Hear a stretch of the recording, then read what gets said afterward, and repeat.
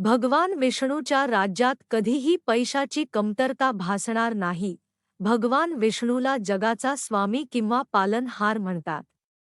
मूळ हिंदू धर्मानुसार ब्रह्मा, विष्णू आणि महेश हे 3 देव आहेत. विष्णू आपल्या भक्तांचे दुःख दूर करण्यासाठी देखील ओळखले जातात. जर भक्ताने त्याची मनापासून पूजा केली तर त्याच्या सर्व मनोकामना पूर्ण होतात.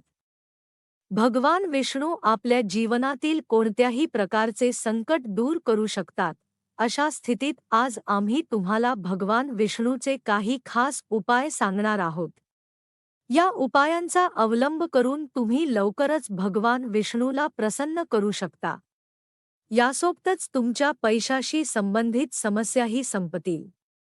एवढेच नाही तर या उपायांच्या मदतीने तुम्ही जीवनातील इतर समस्यांपासून मुक्त होऊ शकता. तर मग अजून उशीर कशाला करायचा?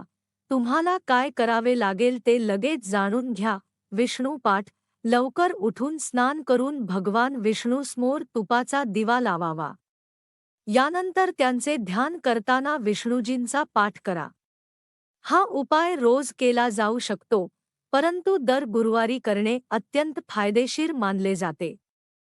कारण गुरु हा संपत्तीचा घटक मानला जातो. अशा स्थितीत जेव्हा तुम्ही गुरुवारी भगवान विष्णूला संतुष्ट कराल तेव्हा ते तुम्हाला पैशाची कमतरता भासू देत नाही. पिवळे परिधान करा. पूजेत पिवळा आणि लाल रंग शुभ मानला जातो. भगवान विष्णूबद्दल बोलायचे तर त्यांचा आवडता रंग पिवळा आहे. त्यामुळे जर तुम्ही पिवळे कपडे घातले आणि हळदीचे बिजागारने पूजा केली तर ते लवकर आनंदी होऊ शकतात. यामुळे तुमची इच्छा सुद्धा लवकरच पूर्ण होईल. केळीच्या झाडाची पूजा. संध्याकाळी केळीच्या झाडाजवळ दिवा लावावा. त्या झाडाची चांगली पूजा करा. आता त्याकडे जाऊन विष्णूची स्तुती करा. ते तुमचे भविष्य उज्ज्वल करेल. दुर्दैव तुमच्या मागे येणार नाही. सर्व रखडलेली कामे पूर्ण होतील. पैसा मिळण्यात कुठल्याही प्रकारचा अडथळा येणार नाही. या गोष्टी दान करा.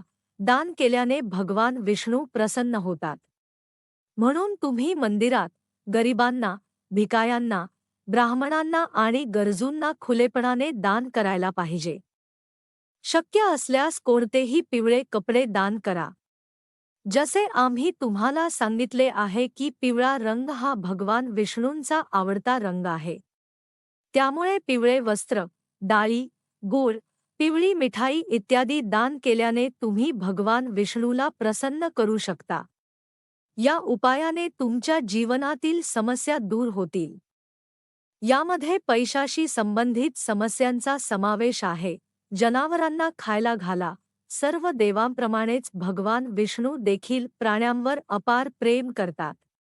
त्यामुळे गाय, कुत्रा, बकरी, म्हैस, कावळा या प्राण्यांना अन्न देणे हे फारच चांगले आहे. यामुळे भगवान विष्णू प्रसन्न होतात आणि तुमच्या सगळ्या प्रकारच्या मनोकामना देखील पूर्ण होतात.